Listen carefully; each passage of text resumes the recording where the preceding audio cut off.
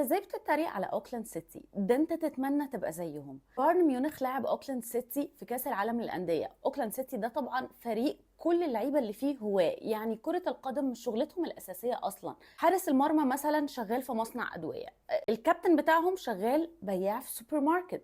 هما مش بياخدوا فلوس وبيحبوا يلعبوا كورة لمجرد المتعة، زي ما انت كده بتحجز ملعب مع صحابك وتروحوا تلعبوا كورة، هما بقى بيعملوا كده بالظبط. بس الفرق انهم بيلعبوا ضد بايرن ميونخ في كاس العالم للانديه. اوكلاند ده اصلا فريق هاوي، ترتيبه اقل من فرق الدرجه السادسه في اسبانيا، وكان ممكن يعملوا اداء احسن من ده شويه قدام بايرن لو الفريق كامل جه، لكن كتير اصلا من لعبتهم ما عرفوش يجوا علشان عندهم وظايف تانية ما يقدروش ياخدوا منها اجازه. حارس المرمى اللي شال 10 ده مثلا بيقول ان هو لما بياخد اجازه من الشغل عشان يروح يلعب ما بيعرفش يدفع الايجار لاخر الشهر. صحيح دخل فيهم 10 اهداف، بس بالمقارنه اخر فريق هاوي لاعب ضد بايرن شال 27. الاجمل بقى ان اللعيبه كانوا مبسوطين جدا ان هم شاركوا وخدوا صور مع نجومهم المفضله واتبسطوا جدا في امريكا. وكمان النادي هيكسب 3.5 مليون دولار لمجرد المشاركه، مع ان دخلهم كله في الموسم اللي فات كان حوالي 600 ألف بس. يعني تخيل انت واصحابك اللي بتلعبوا خماسي سافرتوا امريكا، شاركتوا في كاس العالم للانديه،